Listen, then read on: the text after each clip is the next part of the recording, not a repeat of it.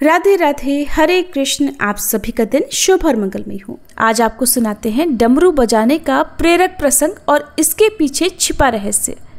एक बार की बात है, देवताओं के राजा देवराज इंद्र ने किसानों से किसी कारण से नाराज होकर 12 वर्षों तक वर्षा न करने का निर्णय लेकर किसानों से कहा कि अब आप लोग 12 वर्षों तक फसल नहीं उगा सकेंगे। सारे किसानों ने परेशान और व्याकुल होकर एक साथ इंद्रदेव से वर्षा करवाने की प्रार्थना की कि हे इंद्रदेव, कृपा कीजिए, ऐसा मत कीजिए, कृपया हर वर्ष पर्याप्त वर्षा किया कीजिए। तब इंद्र ने कहा, यदि भगवान शंकर अपना डमरू बजा देंगे तो वर्षा हो सकती है। किसानों के बार बार विनती करने पर देवराज इंद्र ने किसानों को ये उपाय तो बताया, लेकिन साथ में गुप्त वार्ता करके भगवान शिव से भी ये आग्रह कर दिया कि आप किसानों से सहमत बिल्कुल मत होइएगा भोलेनाथ। इधर जब किसान देवराज इंद्र के बताए उपायानुसार भगवान शंकर के पास पहुँचे तो भगवान शंकर उनसे कहने लगे, क्योंकि देवराज इंद्र भी उनसे पहले आकर ही सहायता मांग चुके थे। भगवान शिव ने कहा, किसानों, डमरू तो बचेगा लेकिन अभी नहीं, 12 वर्षों बाद। अब किसान निराश हो गए। तो किसान जब निराश हुए तो उन्होंने सोचा कि इन 12 वर्षों में अब कृषि तो होगी नहीं, खेत में अगर फसल उगाएंगे तो वो सूख जाएगी, व्यर्थ जाएगी, फसल भी नहीं उगेगी। तो इससे अच्छा है जब तक वर्षा नहीं होगी तब तक हम खेती ही ना करें। अब उन किसानों में से किसान ऐसा भी था जिसने खेत में अपना काम करना नहीं छोड़ा। सारे खेत वर्षा न होने के कारण बंजर हो चुके थे, धरती में दरारें पड़ चुकी थी। लेकिन एक वही किसान था जो नियमित रूप से पहले की तरह अपने खेत जोतता, निराई गुड़ाई करता, बीज बोता और खाद भी डालता। ये सारा दृश्य देखकर गांव के किसान उसका मजाक उड़ाने लगे कि भाई, अभी तो अगले 12 वर्षों तक वर्षा का कोई नामो निशान नहीं है। और ये बात तो तुम भी जानते हो कि भगवान शिव ने भी स्वयं कहा है कि अगले 12 वर्षों से पहले तो डमरू बजेगा नहीं और वर्षा तभी हो सकती है जब भोलेनाथ अपना डमरू बजाएंगे।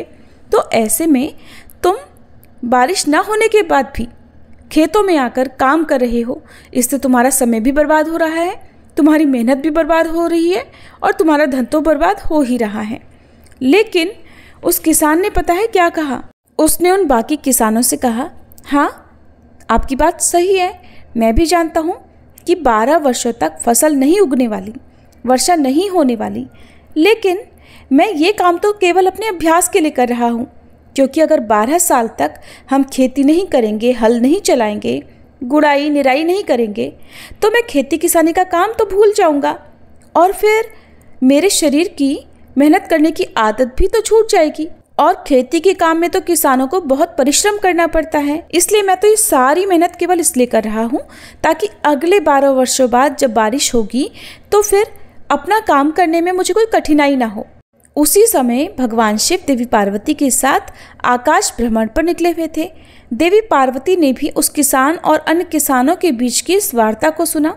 सारी बात सुनने के बाद देवी पार्वती भगवान शिव से विनम्र स्वर में बोली, प्रभु, देखा आपने, ये किसान अपने खेत में परिश्रम इसलिए कर रहा है ताकि ये लगातार 12 वर्षों तक वर्षा ना होने के कारण कहीं अपनी मेहनत करना ना भूल जाए, कहीं हल चलाना ना भूल जाए, कहीं खेती किसानी का काम ही ना भूल जाए।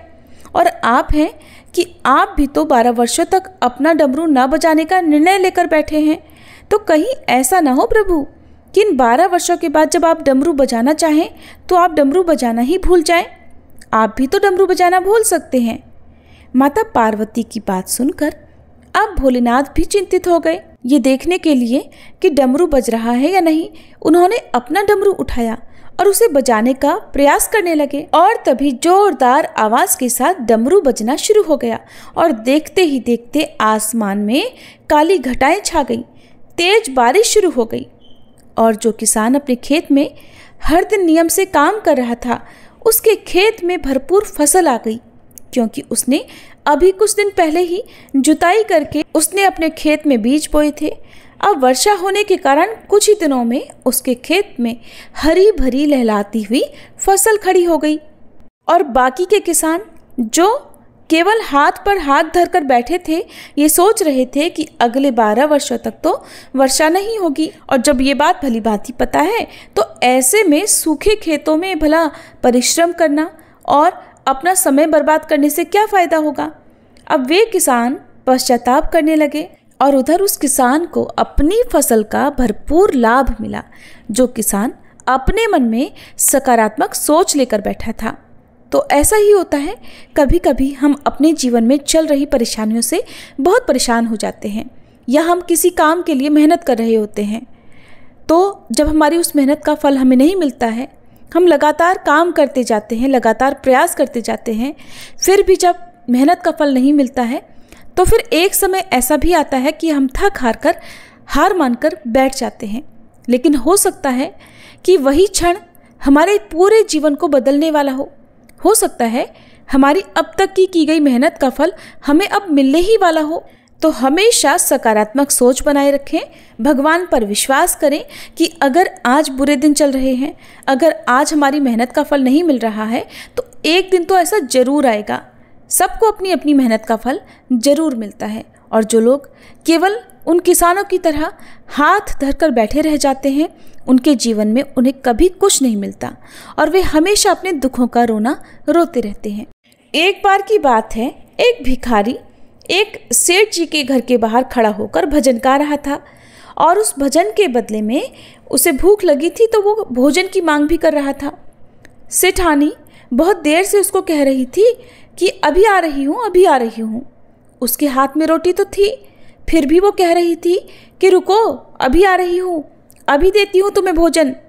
उधर भिखारी सेठ जी के दरवाजे पर खड़ा होकर भजन गा रहा था और रोटी मांग रहा था। सेठ भी अपने कमरे में से ये सारा दृश्य देख रहे थे।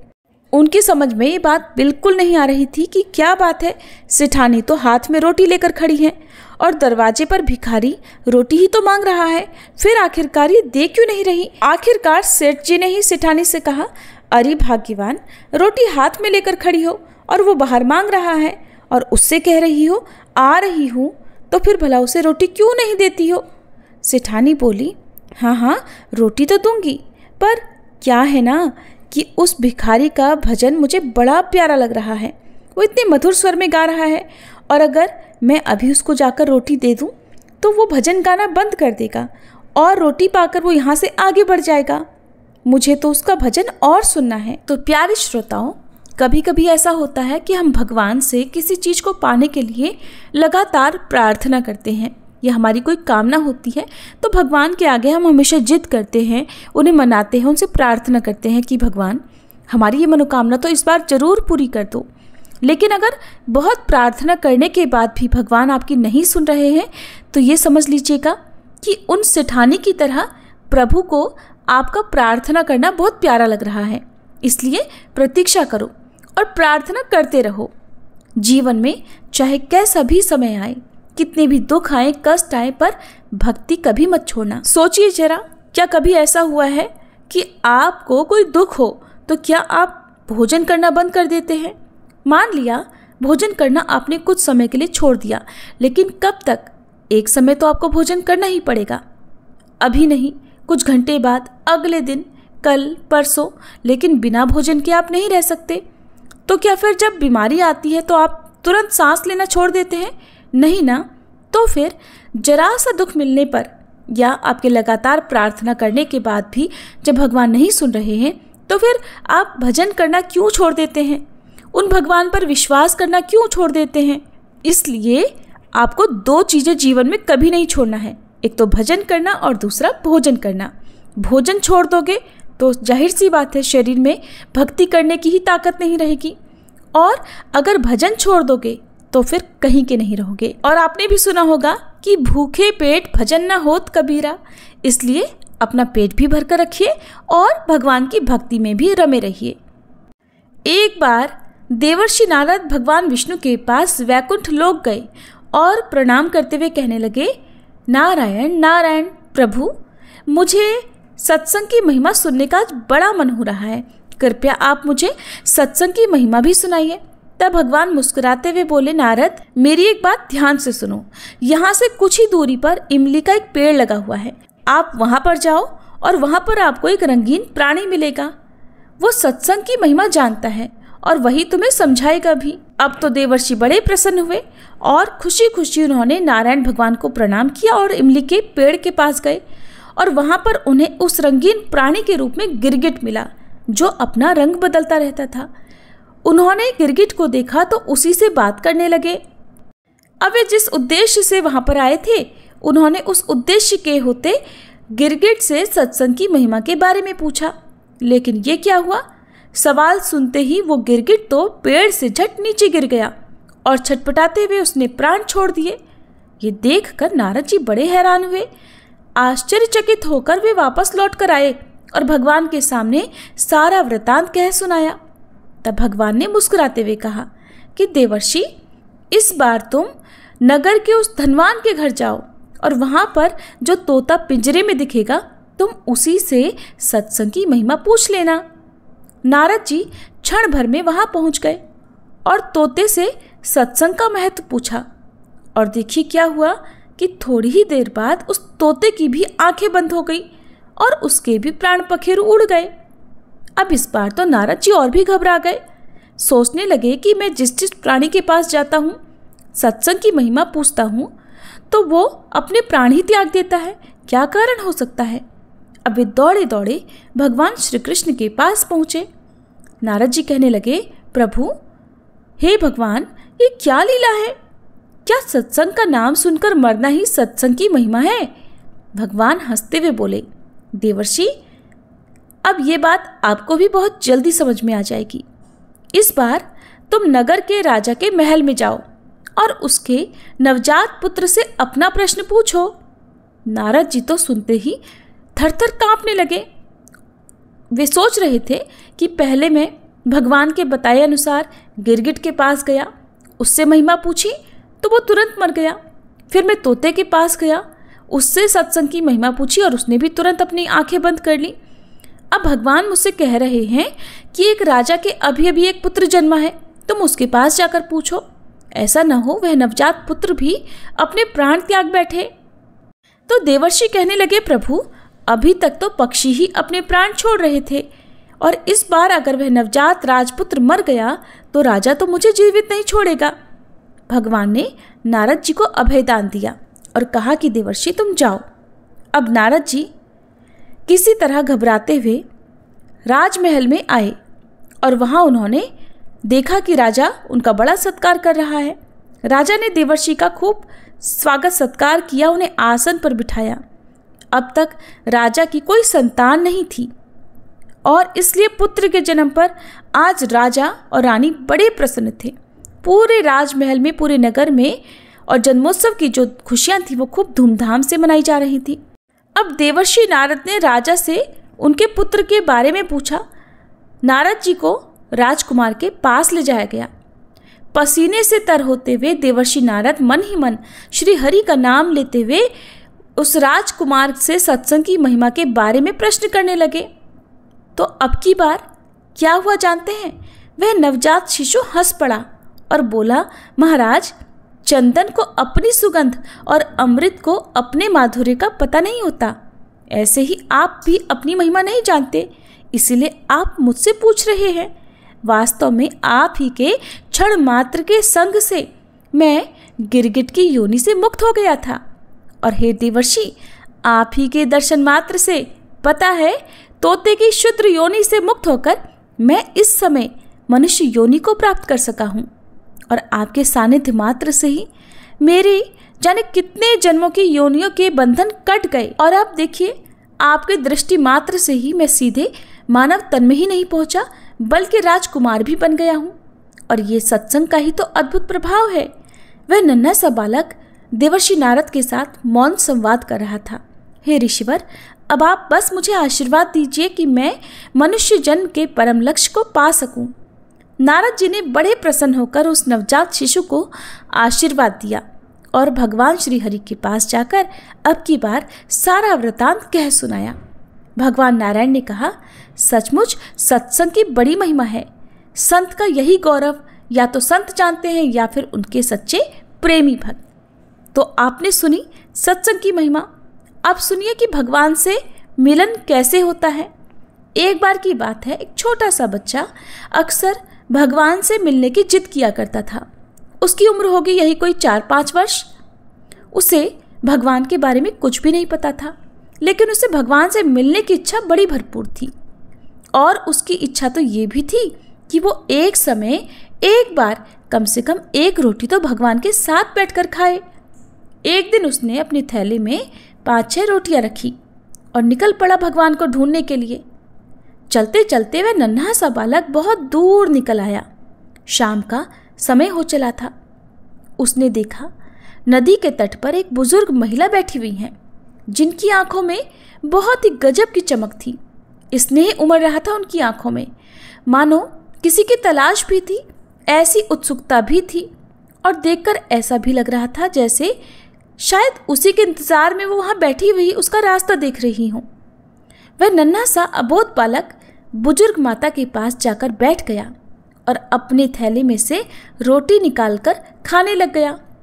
फिर उसे कुछ समय बाद याद आया, तो उसने सोचा ये बूढ़ी माता पता नहीं कब से बैठी हुई हैं, भूख लग रही होगी इन्हें भी, चलो कुछ रोटियां मैं इनको भी दे देता हूँ।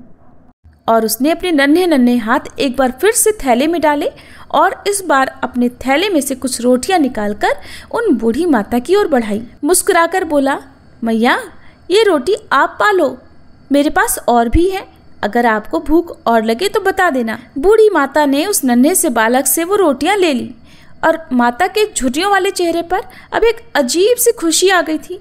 उनकी आंखों में खुशी के आंसू भी उमड़ रहे थे। वह बच्चा उन बूढ़ी माई को देखे जा रहा था। जब बूढ़ी माई ने रोटी खा ली तो बच्चे ने सोचा शायद अभी इनका पेट नहीं भरा है, एक और रोटी उसने उन बूढ़ी माई को दे दी। बूढ़ी माई अब बहुत खुश थी। उन्हें देखकर बच्चा भी खुश हो गया। अब दोनों आपस में बहुत प्रेम और स्नेह के साथ बातें करने लगे। धीरे धीरे रात घिरने लगी। ये देखकर वह बालक बोला, माई रात होने वाली है, अच्छा अब मैं घर जा रहा हूँ, मैं घर जाऊँ? बूढ़ी माई ने कहा ठीक है जाओ। अब वह नन्हा बालक आगे बढ़ने लगा। बार बार पीछे मुड़कर देखता तो देखता कि बुजुर्ग माई उसी की ओर देख रही हैं। इस तरह करते करते वह बच्चा अपने घर पहुंच गया तो माँ ने अपने बेटे को आया देखकर उसे जोर से गले लगा लिया, क्योंकि उसका बालक सुबह से अपने घर से गायब था और वो उसे कई जगह ढूंढ कर भी आ गई थी। उस बालक की माँ ने देखा कि आज उसका बच्चा बड़ा खुश था। माँ ने आज से पहले अपने बच्चे को इतना खुश कभी नहीं देखा था। माँ ने पूछा, क्या बात है बेटा, आज तो तुम बड़े खुश हो? तो उस बच्चे ने बताया, माँ पता है आज क्या हुआ? आज मैंने भगवान के साथ बैठकर रोटी खाई थी और आपको पता है माँ, उन्होंने मेरे साथ मेरी रोटियां भी खाई। लेकिन पता है माँ, भगवान अब बहुत बूढ़े हो गए हैं, लेकिन आज मैं बहुत खुश हूँ कि मैंने आज भगवान को रोटी खिला ही दी। उधर वह बुजुर्ग माता जब अपने घर पहुंची तो गांव वालों ने देखा कि आज तो ये बुजुर्ग माई बड़ी खुश है। तो किसी ने उनके इतना खुश होने का कारण पूछा तो वह बूढ़ी माई बोली, क्या बताऊं, मैं 2-3 दिन से रोज नदी के तट पर अकेली बैठी रहती थी। सुबह से लेकर रात हो जाती थी, लेकिन मुझे कहीं से भोजन नहीं मिलता था। मैं भूखी बैठी थी और मुझे विश्वास था अपने भगवान पर कि भगवान आएंगे और मुझे खाना खिलाएंगे। और आज देखो भगवान आए और इतना ही नहीं, उन्होंने मेरे साथ बैठकर रोटी खाई। वो अपने साथ रोटियां रखकर लाए थे मेरे लिए, खुद भी खाई और मुझे भी बड़े प्रेम से खिलाई। और वो मुझे बार बार देखे जा रहे थे मुड़ मुड़ कर। उनका शायद जाने का मन नहीं था, लेकिन फिर भी जाते जाते वो पीछे मुड़ मुड़ कर मुझे देख रहे थे। बड़े मासूम हैं भगवान, छोटे से बच्चे की तरह दिखते हैं। क्या कभी आपने भगवान को देखा है? हाँ, आपने शायद देखा हो या ना देखा हो, लेकिन मैंने तो देखा है, क्योंकि भगवान तो बड़े मासूम बालक की तरह दिखते हैं। तो सुना आपने, है तो ये एक कहानी जो काल्पनिक है, लेकिन भाव कहानी के बड़े सच्चे हैं। भक्त अपने भगवान को जिस रूप में देखना चाहते हैं वो उसी रूप में उन्हें मिल भी जाते हैं। तो आज की ये कहानी अध्याय के रूप में आपको कैसी लगी कमेंट बॉक्स में ज़रूर बताइएगा। इस तरह के प्रेरक प्रसंग या कहानियाँ सुनाने का एक मोटिव ये भी रहता है कि आप सबके मन में जो भी आपके भगवान हैं, जिस भी रूप में आप उन्हें पूजते हैं, उनके प्रति आपके भाव और अधिक बढ़ जाएं या आपके मन में भक्ति और बढ़ सके। आपके मन में जो भावनाएं हैं वो और अधिक प्रबल हो सकें और पहले से भी अधिक आप अपने भगवान की सेवा पूजा कर सकें। भगवान अपने भक्तों के घर में, उनके मन में हमेशा उपस्थित रहते हैं। अगर हम हर कण में भगवान को ढूंढेंगे तो वो हमें हर कण में अपनी लीलाएं रचाते हुए दिख ही जाएंगे। ये थे आज के कुछ प्रेरक प्रसंग। आपको कैसे लगे मुझे कमेंट बॉक्स में ज़रूर बताइएगा और मुझे आपके कमेंट्स की प्रतीक्षा रहेगी।